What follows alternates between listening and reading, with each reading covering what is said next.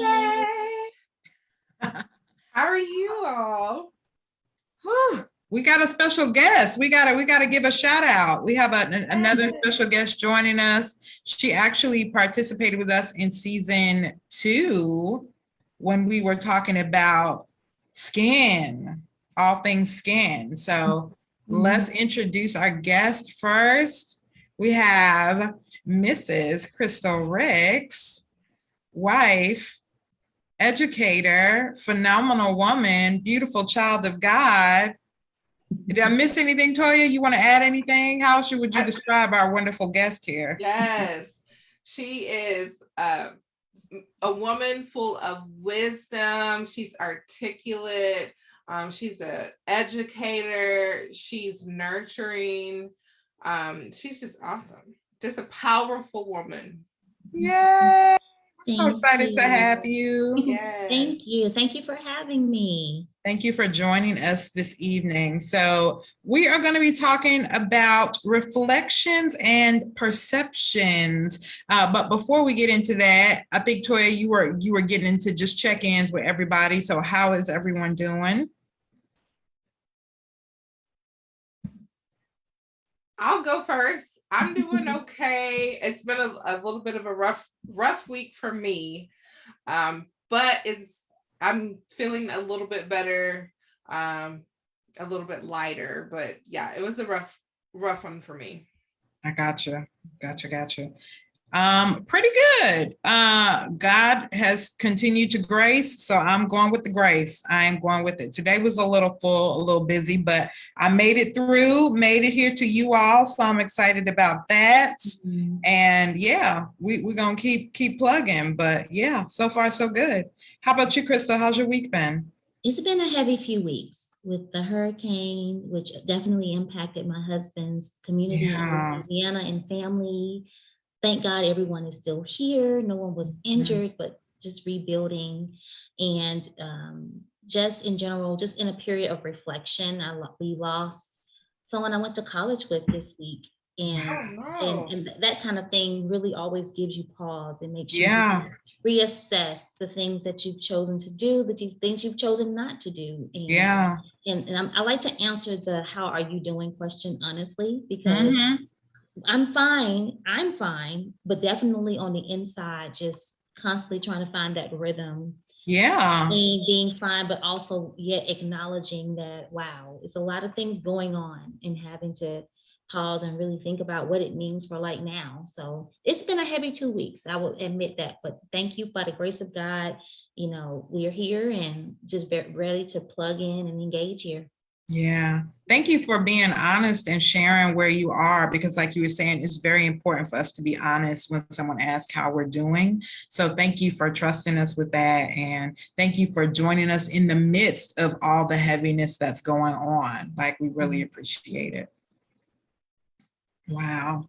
All right, y'all. Well, before we get into today's topic, we have a couple of trending topics that we want to talk about. So today we're going to weigh in on what's trending. Okay. This is just what's trending. You may or may not know a lot about this, but if you do, that's fine. So first and foremost, this week was the annual Met Gala. Okay. For those of you that don't know, the Met Gala, also known as the Met Ball, I'm gonna look at my cheat sheet here, is an annual fundraising gala to benefit the Metropolitan Museum of Art's Costume Institute. I didn't realize it was to benefit their Costume Institute, but in New York City. And so, of course, they've been going on strong for years. The best and the brightest, the most beautiful, the rich and the wealthy come out and support this annual fundraiser. So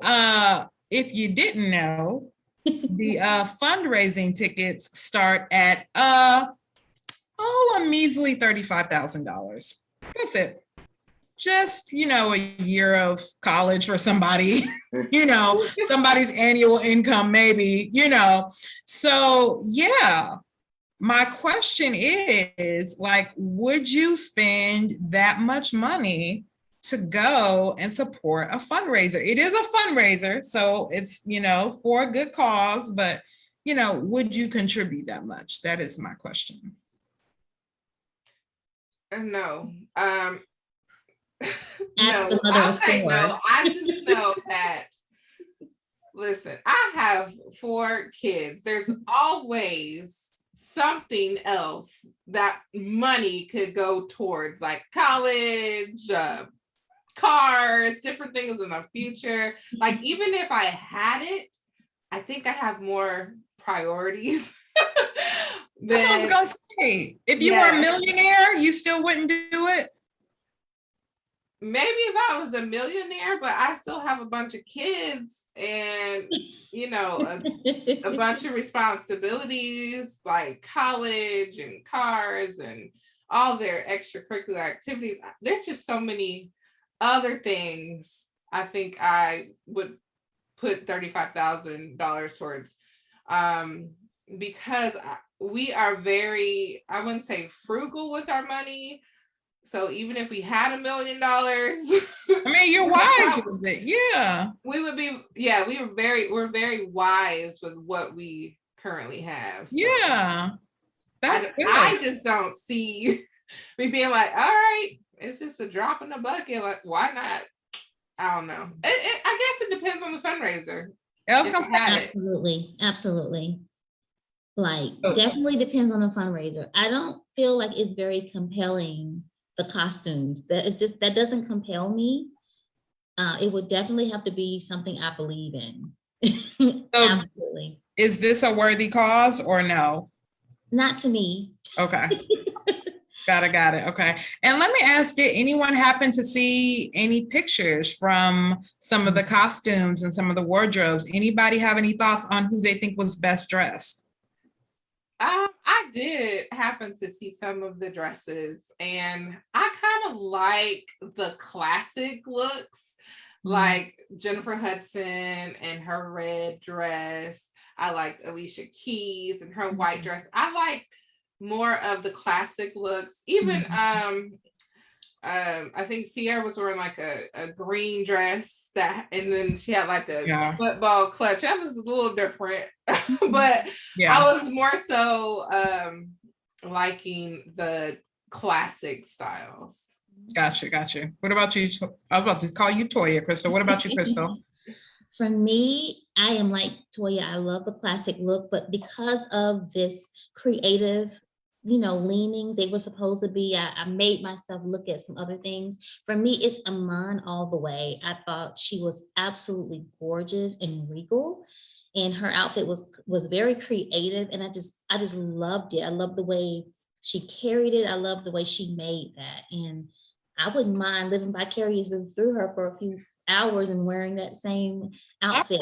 Like, you know what I mean? Like, because I did love Alicia Keys. I actually loved Normani's look. I thought it was really beautiful. Yes, a lot of dress. Very beautiful looks in there, and like even Kendall Jenner. And I'm not, I thought that her crystal, I think it was some kind of crystal encrusted dress, I thought was absolutely beautiful. But I did feel I love the regality of Iman. I think that she definitely brought the moment alive. That's what's up. I have to give a shout out to my girl Amanda Gorman. I feel like she held it down in that blue. That blue was everything. And if I'm not mistaken, I think this was her first year going. So yeah, kudos to her. She came out the gate strong. So love her. Love her. Stuff.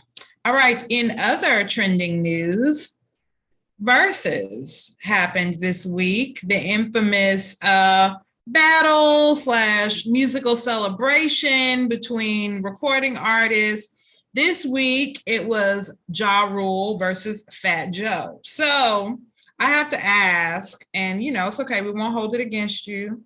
Were either one of y'all, like really big fans of either one of these artists back in the day? Like both of them were huge in the early 2000s.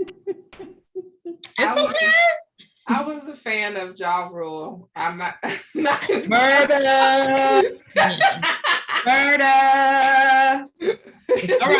All right. You got a Shanti vibe. I got you. Okay. What about you, Crystal? Oh my gosh, I must admit that as celebrated as his voice is, I don't think I appreciated it during the time. But seriously. But when I went back, when I listened to the verses though, like I was like, wow, maybe now that I'm a grown woman and I understand grown men's voices, and maybe that's where the appeal is. But at the time, as a young teen, I'm pretty sure I was like, why is he growling into the mic? But like Yes. now it's like, whoa, like when he was on stage, and that the presence he had was pretty magnetic. So That passion. mhm. Yes, yes. I mean, I admit Ja Rule was doing his thing in the early 2000s, but you know what? I have to give a shout out to Fat Joe, because the cool thing about Fat Joe is he knows how to make anthems. Like, he knows how to make songs that everybody can join in and sing along with, even if they just heard it one time.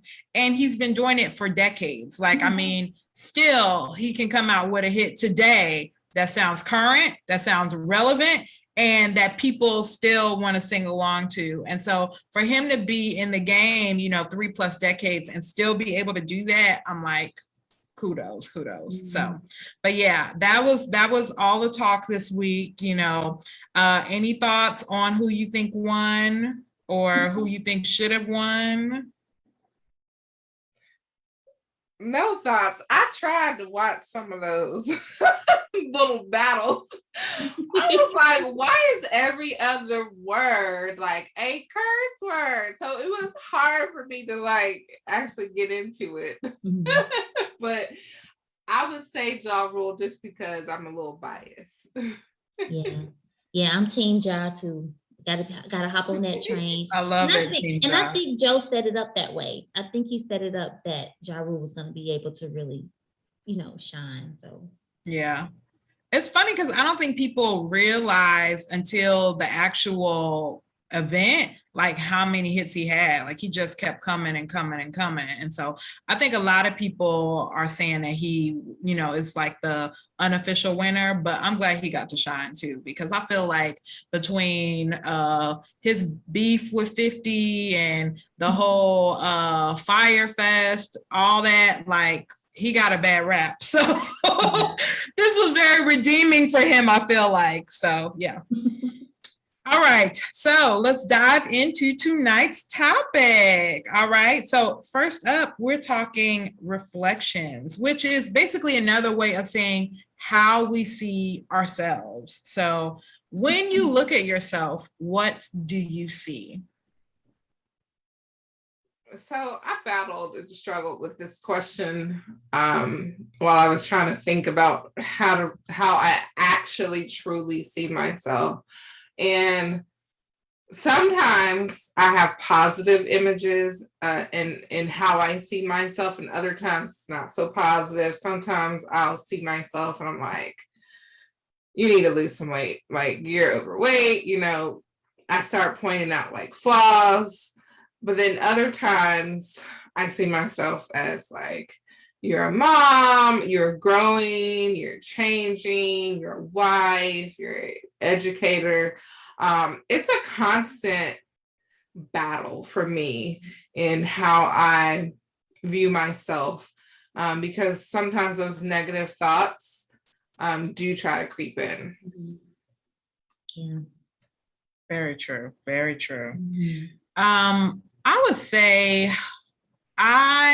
it's very easy to hone in on your flaws first, especially for me when I am in the company of other women. Like, I can immediately go into comparison mode. Now, if I'm just looking at myself in the morning in the mirror, I'm actually very gracious with myself. I'm like, you got this, you look beautiful, you doing your thing, you blah, blah, blah, blah, blah. But it's very easy for me to highlight flaws when I'm either looking at other women or in the presence of other women. And so that, I think, for me is the challenge, to like still keep that same positive energy and celebrate myself while celebrating others, like realizing that celebrating others doesn't have to be at the expense of me, So, Chris, do you have any thoughts? Yeah, I definitely, it depends on the day. It depends on the week.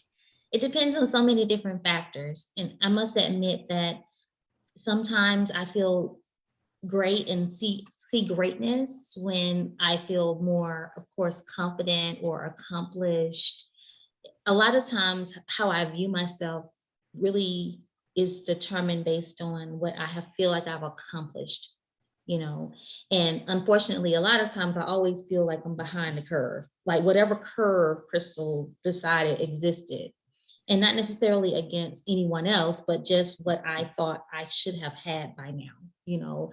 Like there are times where I look in the mirror and I'm so angry with myself for not being a mom, or I'm so angry with myself for a certain thing. And there are times I look at myself in the mirror and I'm like, you know what? Wow. Someone, especially when someone just calls me up and say, hey, you remember when you talked me through that? Well, guess what? This happened as a result. Like that kind of thing. I look in the mirror, I'm like, wow, you are a warrior. You know, you are an influencer, a powerful woman of God. And then again, there are other times I don't see that, you know, and I don't think those things. And I think that that's just natural, the ebb and flow of it.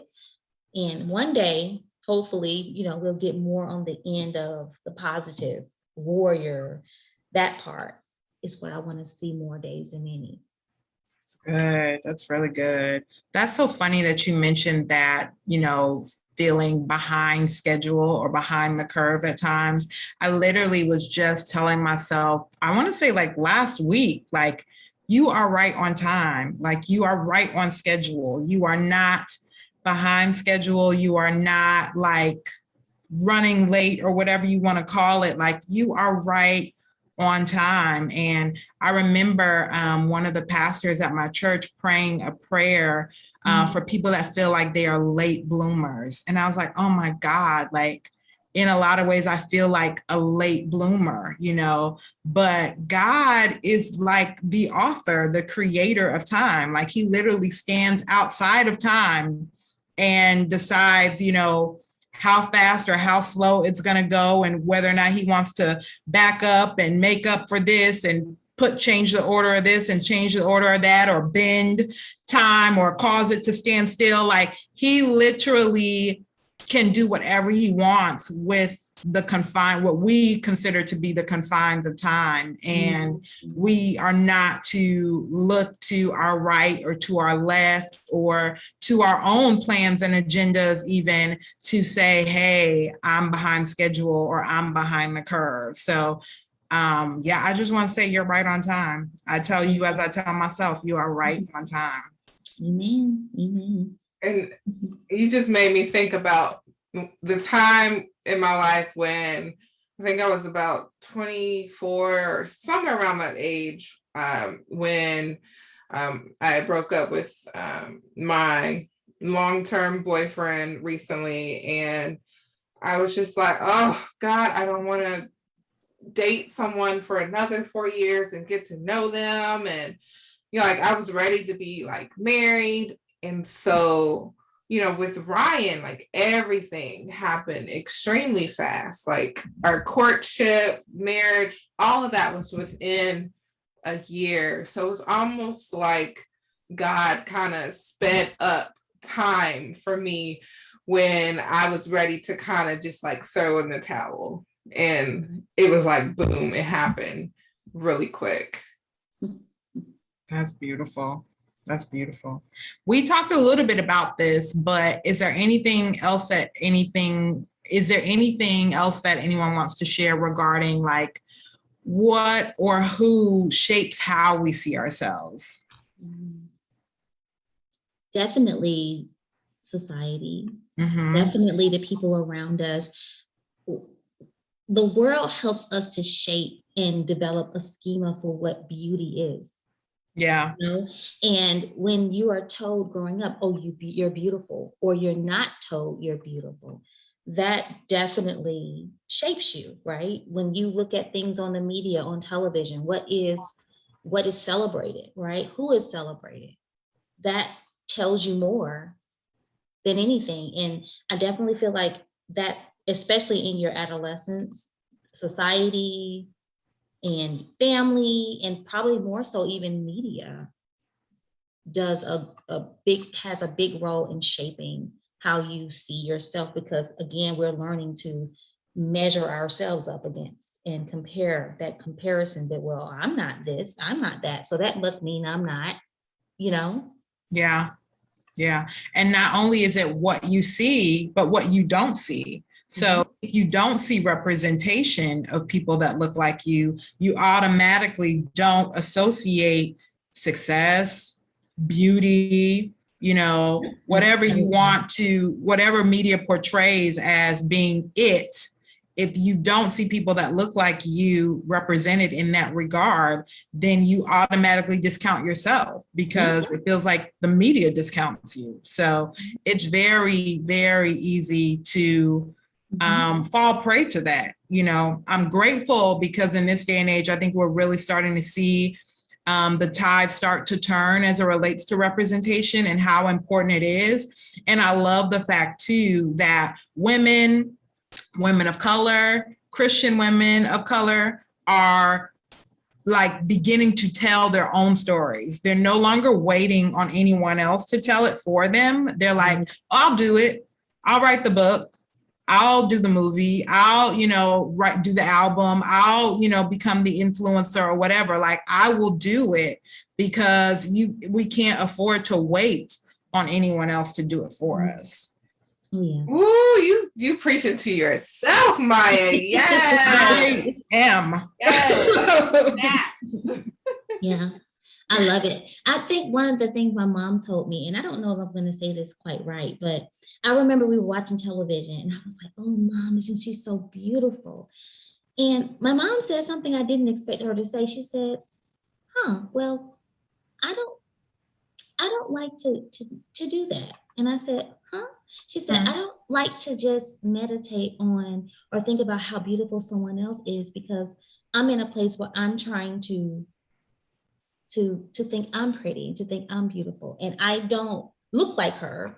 And if I define that as beautiful, then what am I saying to myself in turn? And I didn't take that as she was not saying don't celebrate people. But I think when we were watching television, I kept saying, oh, she's so pretty, she's so pretty, she's so pretty. And I think at that point, my mom was really trying to let me know, like, see yours too. See where you are and where you live in that. And that just because you don't look exactly like that does not mean you're not beautiful. And just because I don't doesn't mean that I'm not beautiful. And I really appreciated that. And I was like, I said, I don't think she knew how much that gave me pause. Because I never thought that my mom, you know how we have with parents. Sometimes you don't see them. They're people, but you don't see them as people.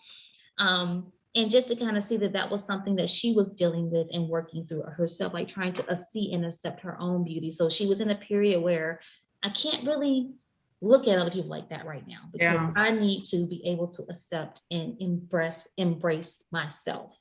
How old were you around when that conversation happened, that exchange? Around where were you? I definitely want to say it was before college, probably definitely in high school, maybe 14, who knows? Those are some turbulent years, which you'll see later.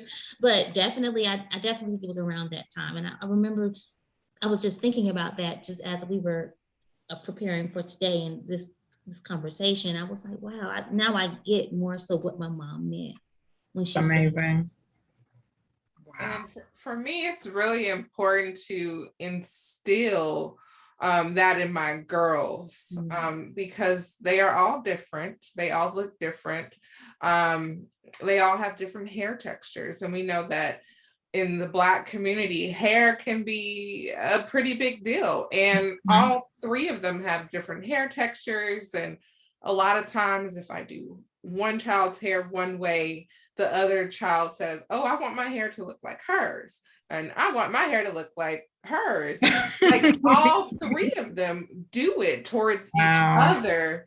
And I'm like, well, your hair doesn't quite do like Layla's hair or like Mariah's hair or Ryla's hair. And, I'm just trying to teach them to love the hair that's on their head. The style looks beautiful on your head with this hair that God gave you, and just trying to instill into them to find themselves beautiful and not trying to compare themselves to each other and always wanting different qualities and different things that their sisters have. Wow. I think it's important to do that for little girls. Very. And I mean, I know you gave a couple examples, but can you share a little bit about some ways that you are trying to encourage your daughters to celebrate their own personal features without desiring others, you know, the features of like their sisters or other people's features? Yeah, so we do a lot of like positive affirmations with each of them. And because I have 4 kids, like our schedules are really busy. So I just try to work it in, like when we're looking in the mirror, we're brushing teeth and we're getting dressed, or when I'm doing hair. You know, I just do a lot of like encouraging and building up. And then I'll say to my husband, Brian, like, ooh, Ryan, look at Mariah's hair. And then he'll say like, oh, wow, you look beautiful. And he just makes it a point to also give them that encouragement and that affirmation. So we try to tie it into our everyday living as much as possible. That is awesome. I love that. And I mean, I always, I am like, I so admire like daughter-father relationships because it's something that I didn't really have myself growing up.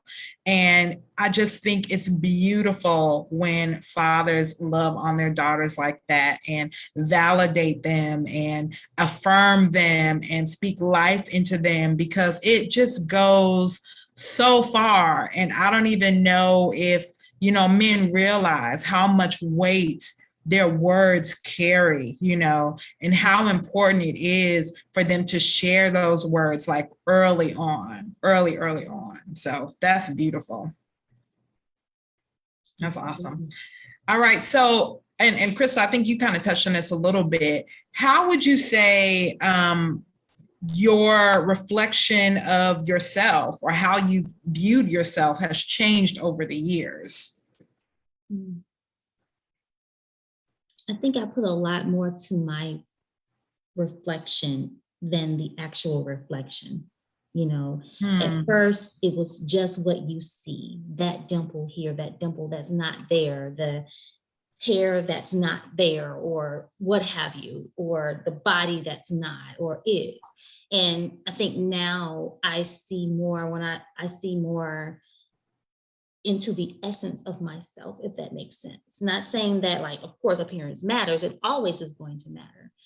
But I recognize that there's so much more to me than just my appearance, and how I feel, my joy, it emanates from me. It comes out of me, right? A person who smiles just looks better than someone who's frowning, right? So I think from the outside looking from the inside out, that's how I think of myself and my reflection. And I think before, definitely completely just, what does this mirror say? How does it stack up against whomever at the time maybe I'm idolizing, or I think it's just the most amazing, beautiful person in the world. Like, how do I stack up against that? I think that's how it was before. And now it's more so, am I the best version of me today? Am I the best version of me now? If I don't like something about my body, okay, what can I do about that? If there's something wrong with my skin, what can I do about that? If for some reason I'm not radiant because I'm just kind of set, what can I do? I need to sit down and journal. Do I need to read my word? Do I need to go and have some brunch with a friend? You know, what do I need to do to pull myself out of this funk? So really being more solution oriented and thinking about that whole roundedness of me and not just that superficial layer, because, you know, this could change in a second, right? Yeah. Oof, that's some good stuff. I know for me, I have started to look at the journey more, or to reflect on the journey more as I'm looking at myself in the mirror. You know, I have scars, I have, you know, bruises, or just ways that I have changed or shifted, you know, and even in some cases, you know, for the good. But it's like, okay, there's a story behind it. Either I worked hard to, you know, to lose some weight, or to, you know, you know, get my skin a certain way, or to treat a scar or something like that, you know, but there's a journey behind it, or I came through something, I came out of something. And so realizing like, hey, there's a story connected to this, and really taking the time to celebrate the journey attached to that, because you know what it took for you to make it through, you know how hard you had to work to achieve it. And so really looking at the journey, and then also too, embracing like the in-between, like, okay, I may not be where I want to be yet, but I know I'm actively taking steps and I can see the progress. So embracing that in-between as well it's really good. My reflection has definitely changed over the years, and I mostly look back at pictures. And I think back to, oh man, remember when I had that six-pack, when I was active and before all these kids, and I had time to just focus on me. And I have pictures to look back at, and I didn't have any problems with my confidence and then my self-esteem. But when my reflection started to change was definitely when I started having babies. With each pregnancy, my belly grew, my bust size changed, my hips changed, like so many different changes in my body that did not just go back to normal after I worked out and, did whatever I could to lose the weight and tone up my muscles, and different things. And then now, even with 4 kids, it's even more difficult to focus on myself, and with toning and exercising. I do what I can right now, but I have an infant that requires nursing all the time. So when I find myself being negative, and focusing on stretch marks and flab and different things like that, I have to really check myself, because I understand that I'm growing, I'm changing, and I'm learning to embrace motherhood and embrace the fact that I was able to bring forth life into this world. And I know that my body image can change. Like, I can exercise and lose weight when I focus on that, but that's not like my number one priority right now. So I am striving to be the best version of myself. Absolutely. And realizing, like you were saying, like your priorities they're going to change. So based on whatever your priority is in that moment, give yourself grace, like you don't have the capacity or the time to, dedicate yourself to, working out the same number of times you did, when you just had 2, or when you just had 3, or when, like when they were all a certain age, or, what I mean? Like you just, things change. And so giving yourself grace is key. It's funny because I was reminded when you were talking about, I think it was during season 1, and we were talking about how, like, sometimes you look at an old picture of yourself and you're like, gosh, I wish I could get back to that size. But as I'm thinking about it, I can remember that season of my life and how I was like, even then, self-conscious and like, gosh, I don't have this, or I don't have that, or I need to lose more weight, or I need to, and it's like, okay, well, just get me back to that one then, Lord. Get me back to that place, please. I promise. I'm sorry. I wasn't grateful and I didn't appreciate it then, but I will appreciate it now. Just get me back to that one. But it's like a perpetual state where we never feel like we're good enough in that moment. And so really trying to change that and really trying to embrace where you are in that moment and celebrate what you're doing in that moment to be the best version of yourself. Like, that's so important. Absolutely. Yes. So important. Yeah. Anything else on reflections or how we can positively influence how we see ourselves? I think we kind of touched on all the main things, like making sure we're speaking positive affirmations over ourselves and doing what we can to be the best version of ourselves, whether that's drinking more water, eating more fruits and vegetables, maybe cutting down on some carbs or whatever you need to do. And, you know, if you can't spend hours in the gym, maybe just making sure that you're walking at least 3 times a week for like at least 30 minutes, you know, baby steps if you need to. Absolutely. Good stuff. Well, you want to take us on into perceptions? Yes. So perceptions, how do you think others perceive you? Maya, you can go first. How do you think others It's interesting. It's really interesting. Sometimes you don't realize how other people perceive you until they actually tell you. And so, I mean, I could take it from the external and then take it from the internal. I always get complimented on my skin. Like I was just in a dentist's office the other day, mask on my face. And I was like, how can you even see my skin? Like, what in the world? But that still amazes me that you know, that takes notice, or people take notice of that. And I mean, I drink water and, you know, make sure I keep my face clean and stuff. I'm not really a big fan of makeup.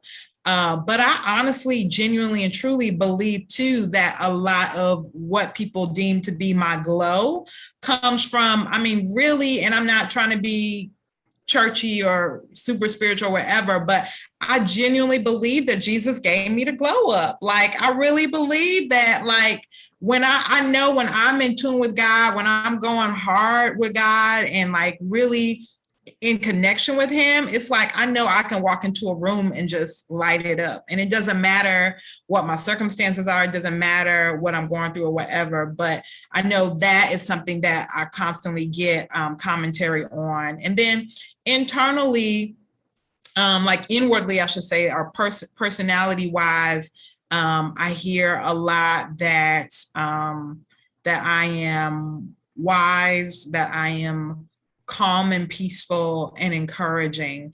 And it's interesting because when people say I'm calm and peaceful, that is something that I fight for on a daily basis, if that makes sense. Like, I know it's hard to like fight to explain fighting for peace, but I mean, we have to fight for peace, like literally and figuratively. We go to war to establish peace, but I literally war on my behalf every day to be at peace, you know, to be at peace with God, to be at peace with others, to be at peace with my circumstances, because they don't always yield a peaceful response. You know, I have to go and find that peace. I have to go and claim that peace in the midst of whatever I'm experiencing. So when people tell me that, it's encouraging, but it's oftentimes like quite the antithesis of what I am feeling in that moment, because I could be battling in that moment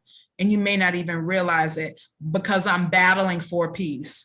And for me, battling for peace looks like, you know, constantly giving it over to God, constantly reinforcing, you know, whatever you're experiencing with the word of God, actively proclaiming things that are not as though they are, you know. And then even in those moments when you don't feel like smiling, you know, raising your eyelids and having, you know, and I'm not saying fake the funk. I'm saying like really muster up whatever strength or energy you have to put your best foot forward, because I know for me, is if I give into how I feel, it's literally like a slimy pit that I will just continue to slide down into and stay there, you know. So it's interesting to hear at times how people may perceive me, because it could very well be the opposite of how I'm feeling. So yeah.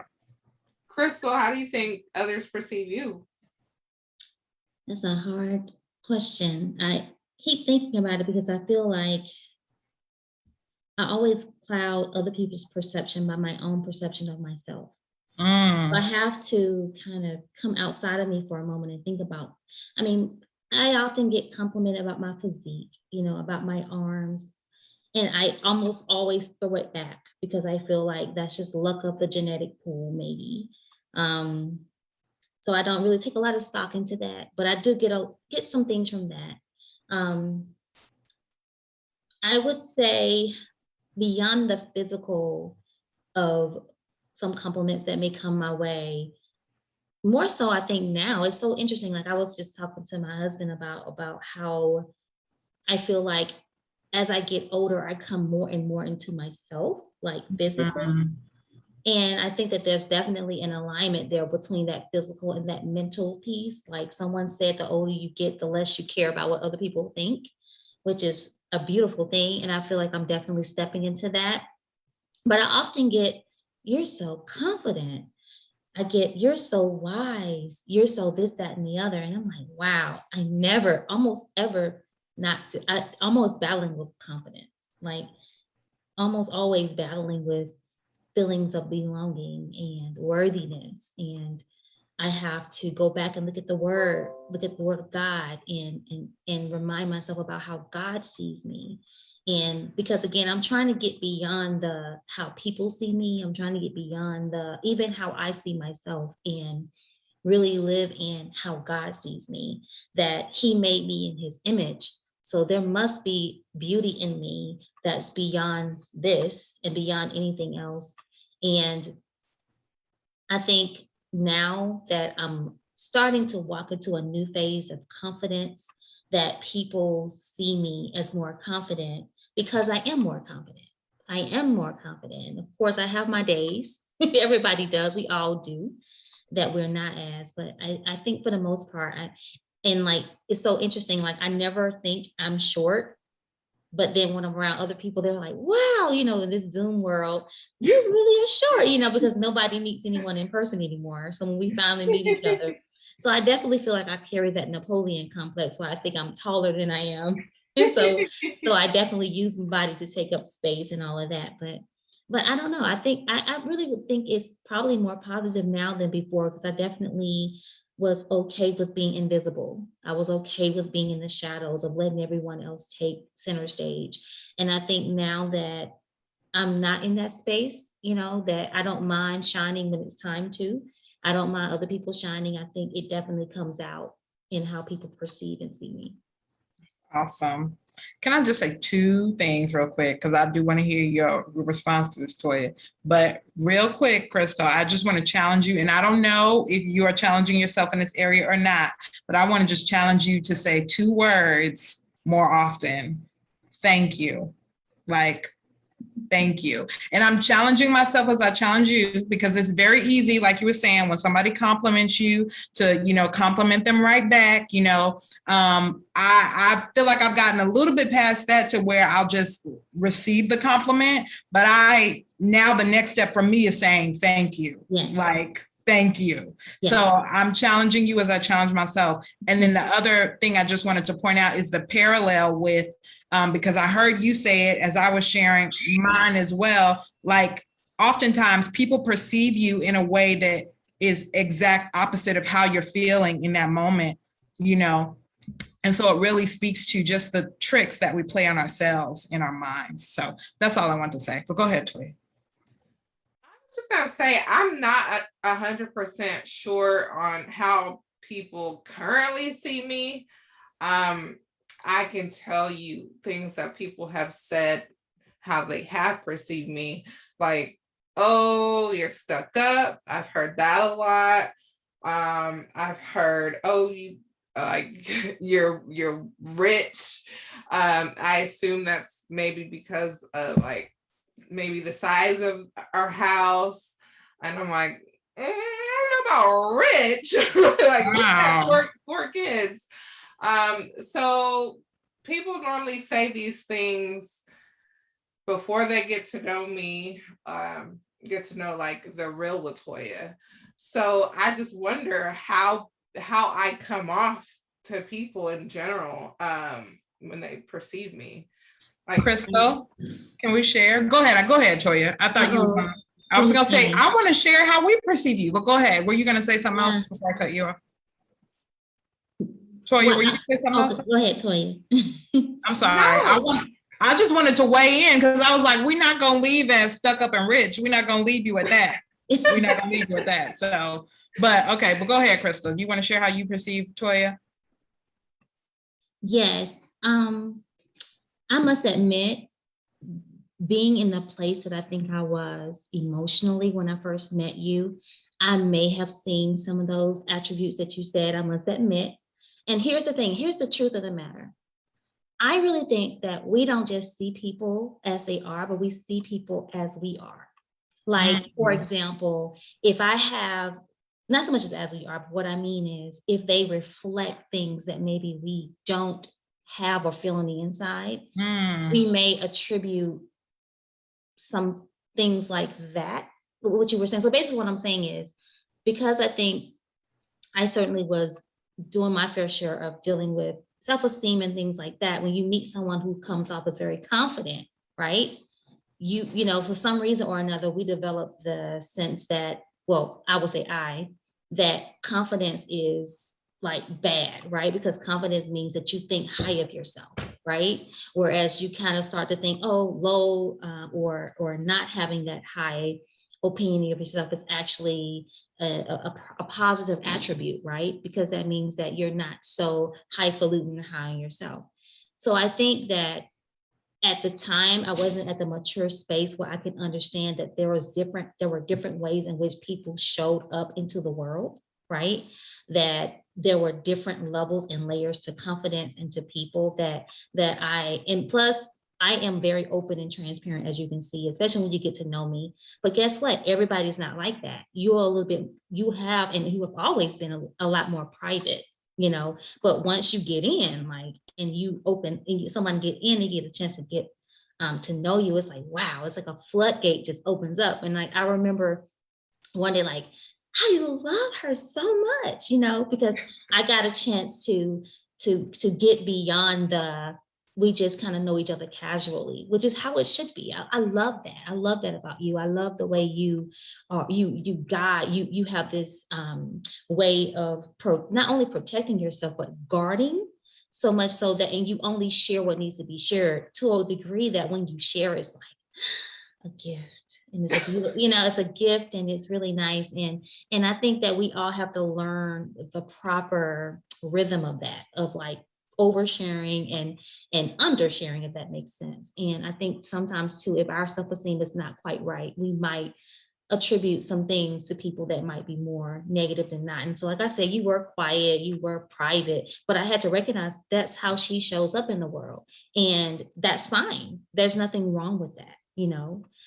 So yeah, but like I said, now, absolutely perceive nothing like I see like Mother Teresa. Like I think that you're Mother Teresa. I mean, even though she was never really a mom, but I just see you're just one of the most incredible women that I know. And when I think about motherhood and being a mom, like, and I have my list, like, who am I going to call first? You're on that list. Like, who am I going to ask to train me? People are paying $10,000 for doulas, like after they have children. Like, you're the one. You know, you're the one. So that's amazing. Yeah, and she's a lot more than a mom, an author, a friend, just an educator. There's so many facets to her, and it's like I am always excited about unpacking them. I'm always excited when I get to know and we get to unlock a different facet of you, the crazy side of you, the silly side, you know. And it's always interesting. Like, wow, I didn't even know that she knew that word, let alone. No bad words. But I'm just saying, like, you know how, your silly side comes out. I love it. That is awesome. That is awesome. Crystal, that made me feel like 100 times better. Yay! That's the purpose of this exercise. Woo! I love it. But no, Crystal, you bring up a great point about how we can project our own insecurities onto other people, you know, and it's almost like, you know, trying to bring them down a peg because we feel some type of way, and that's not cool at all. So I hate that you've ever been made to feel that way. And I even am thinking about myself and am like calming my heart to apologize if I've ever made you feel that way, because insecurity is real, and insecurity can easily be like something that we let drive our emotions instead of putting it in the back seat as we should. And so, so I hate that you have experienced that and felt that. I will say for me, I similar to what Krista was saying, when I first met you, and you alluded to this earlier when we were talking, because your relationship with Ryan moved so quickly, and because you are a somewhat of a private person, I was kind of like observing from afar too, like, who is this girl? Like, who is this girl? Like, literally, I think the first time I met you, you were already fiance. Like, I don't think you were girlfriend the first time I met you. So I was like, oh snap, like, who is this girl? And then I didn't even know if I like even spent time or saw you much before I was at your wedding. So it was like literally like boom, boom, boom, like ha ha. Sorry. But literally it moved very fast, to your point. And so, and because you're very guarded, at the same time, it was like I kind of observed from afar as much as I could, and then and even just we were just praying about this the other night, how still we're on this journey of building our friendship between us, not between our husbands as their wives, like literally between us, and growing in that trust and growing in that vulnerability and that transparency. So it's definitely a process. But one thing that I always have said about you as well is that you're extremely graceful. Like, you always seem to have it together. And I know you're probably laughing as I'm saying this to you, because you're like, you don't know my life. You don't know what today was just like, or what's going on behind me right now even. But like, even in the midst of all of that, you continue to be, in my opinion, extremely graceful, extremely calm, extremely even-keeled, like steady. And that's amazing to me, because like, you could literally be pulling your hair out, rocking in a chair somewhere with a sheet over your head, you know what I'm saying? And you may feel like that on the inside, but you would never know it, because you still remain poised. You still remain calm, confident. You still look beautiful and flawless. You still, in my opinion, whenever I've seen you with your children, display the character of Christ in the fruit of the Spirit to them. Like, you don't blow up at them, even if you're feeling frustrated or overwhelmed. Like, that's a beautiful, beautiful thing. And so that is what remains at the forefront of my mind, is that you remain graceful in everything that you do. Like, no one would ever know all of the things that you do on a daily basis. First and foremost, just as a wife and mom, but then on top of that, all the other endeavors that you take on, that you excel in, is amazing to me. So I would definitely say graceful. Thank you so much. You guys have just boosted my confidence and self-esteem. So I really appreciate all of the wonderful things you guys just said about me. Anytime, that's what we're here for. We have to do that for each other. Like, definitely. Absolutely. All right. So shall we talk about the infamous imposter syndrome? I know it's been going around like gangbusters. What is imposter syndrome? Does anybody want to share how they would define it? Crystal, I know you know how imposter. You, I think, brought up the topic, Crystal, about imposter syndrome. Yeah. I would definitely say, like, there's just this sense that you are unworthy or unqualified for something, and you don't quite fit there, and it's going to inevitably be exposed. Like, you got this wonderful promotion, you went through these series of steps and all of this, and guess what? You got the job, but yet you're there and you're like, this is a fluke. Like, I'm really not as smart as all of them, or not as capable. Definitely just kind of filling a space that you don't feel like you deserve to feel. I would say that's the way I would describe imposter syndrome. And like, that's the story of, I would say, I would be curious to hear what you all have experienced with that. I can say that I have definitely felt like an imposter in many circumstances.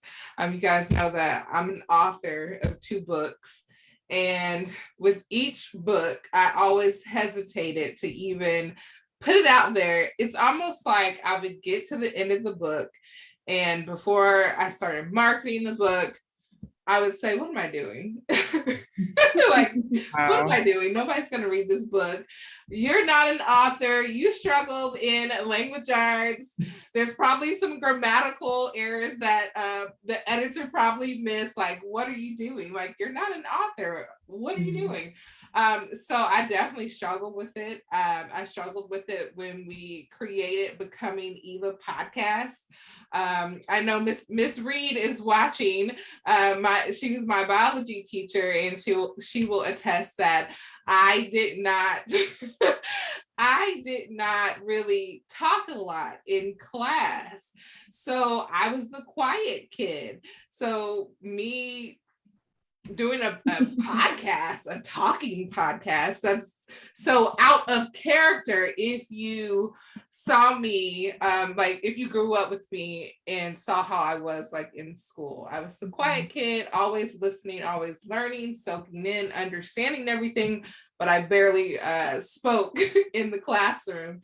So I think Becoming Eva, me being an author, I have definitely felt the imposter syndrome. Wow. I have felt it.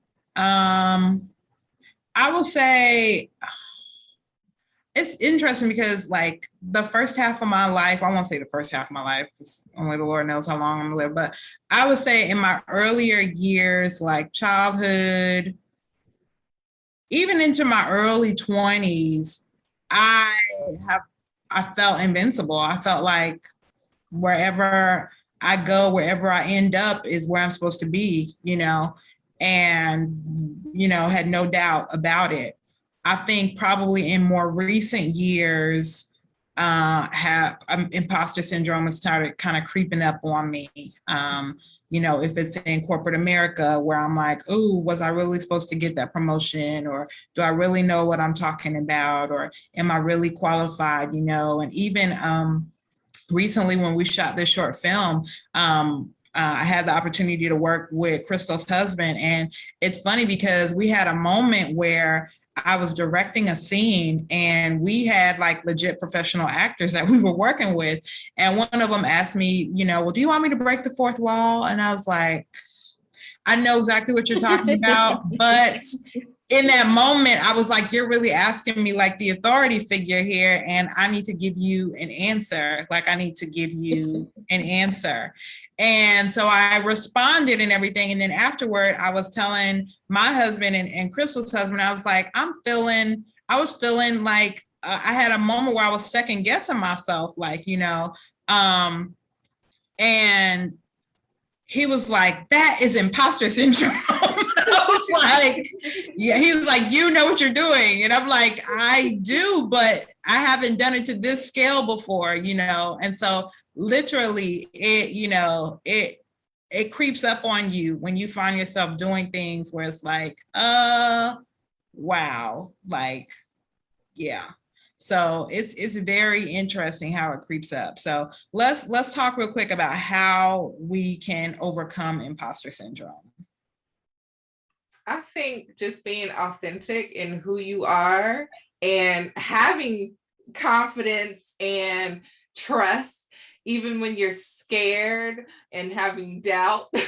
For me, like I still had to push through it and still author those books. And we do this podcast. We're in our third season. So even when those doubts and things come up, like you have to push through it and still be authentic. Very true. Very true. Crystal, you have anything you want to share on it? I think sometimes you have to really just take a moment, and I know we're thinking about authenticity, but sometimes we just have to fake it till we make it. Like put on that mask, like speak those words, I am, and really affirm yourself, like I know I do. And I think the other thing too is like we said that self-esteem does not just come, how we see ourselves does not just come from the inside, it comes from the outside. So what I do now is, and I love the way my current supervisor, she gives us feedback often, feedback on practice. I'm getting a lot of feedback. And when I doubt myself, I write down all the feedback she gives me. I write down the feedback she gives me, and anyone else, be it someone that I had the opportunity to serve, they sent me an email, I print it out, I snip it, and I put it in my book. And I have a space where I have all these emails and all these things that people have said to me about how I add value in the places that I occupy. And I go back and I look at those when I'm feeling like, oh my gosh, oh my gosh, oh my gosh, I'm in over my head. I go back and I read those and I think, wow, wow. And then I write things down like, today, check, did that. That was good. Like have those moments, okay? Wow. And really just revisit it when those times come and you feel like and then at the same time, here's the thing. I remind myself that we are all human. Every single one of us. None of us are a deity. None of us have the ability to do like anything really, because we are all underneath the grace of God. And so because of that, and because of our humanity, we all have equal footing, regardless of your title, regardless of any of that. And I just try to remind myself, I'm not saying that it's always there and it's always easy, but when I go into a space, and oftentimes I have to go into spaces where I'm definitely a peon, right? And I have to remind myself that some of them were peons too at some point. And some of them also are dealing with, do I really belong here as well, right? We just don't see it. Wow. Great stuff, ladies. Oh, anything else y'all want to share about perceptions before we start to wrap up? I'm glad we did this. This is cool. Like, I always like hearing how people feel like they show up in the world versus how people actually see them. Because I feel like we have to learn to make space for different types of people. Like that's a part, like when we're kids, it's all about fitting in, right? It's all about being in this box. This is the hairstyle. This is the outfit, right? And if we don't have that and we don't do that, then we're not cool, right? And that's so adolescent. But as adults, there's so many different places we can go. There's no box, and if, we have to be able to make spaces for the different archetypes, if you will, of us that show up. Absolutely. Absolutely. Oh, I'm so glad you were able to join us. Yay. This has been great stuff. Toya, you have anything you want to share before we close out? No, Crystal, the noble character acknowledgement. Do you want to share your noble character? I do, and I'm going to have to make sure she watches this. I am thinking about Latrina Cockrell. She is my friend and colleague. She is not a published author yet, but she will be. She will be a CEO. I know she will, but she has really adopted me as her little sister. I've always been a big sister all my life. And I've had the privilege of making mistakes and helping others not to make those same, because I can tell, don't go down there. And really, I have that now. I have someone who has really taken me under her wing, and it just really she sees something in me that I don't see and I haven't seen, and I like the way she makes me feel, not only about myself, but about the impact that I can have on the world if I really think about all the different gifts and talents that I show up with and being unapologetic about them, because sometimes we hide our talents under a rock and under a bushel because we don't want to be rejected, or we don't want people to think, oh, she's trying to be this and that and the other. And at some point, it's not about trying to be, it's about just being, and being okay with that, letting your light shine. And it is what it is. The right people will be around you and the wrong people won't. Wow. Yes. Amen for big sisters. So say the name again of your noble character acknowledgement? Latrina Cockrell, she's a founder. She's definitely, she works alongside me, but she's also founder and CEO of Cool Boys Communicate. She created a Toastmasters, essentially, for young Black boys to learn how to communicate more efficiently and effectively, and to be able to own their leadership. And it has been incredible. If you hear those boys, and as a matter of fact, they're also writing curriculum right now that this will definitely be a national thing. And so I'm very excited for her. She is someone who just keeps going, like gets better and better and better with every decade, every season. So I think we have to think, sometimes society puts us on the shelf, right? And not saying she's anywhere near a shelf, but we get to a certain age and we're no longer relevant, right? But she is really showing me that, wow. I'm like, what? Are you this age for real? Like, we really do get better with time if we allow that time to, like you said, if we allow that journey to grow us, we really do get better with time. There is no expiration date. Amen. It's not. Amen. Well, Latrina, you are a woman of noble character. That is awesome. Yes. So our BE challenge for this week is to identify one way you can positively influence how you see yourself and how others see you. And don't forget to send us topics, suggestions at Becoming Eva Today. You can DM us, leave a comment on our Facebook page, Instagram. Next week, we are talking about daddy issues. Yes, we're talking that daddy-ish, okay? In other words, daddy issues, okay? So join us. If you have a great relationship with your dad, if you have a not so great relationship with your dad, join us. We're going to be talking about all things daddy-ish. Yes, and subscribe to our podcast on the podcast app, subscribe to our YouTube channel, follow us on Facebook, Instagram, and Twitter at Becoming Eva Today. That's one word, and we will see you guys soon. See you soon. Bye. Bye.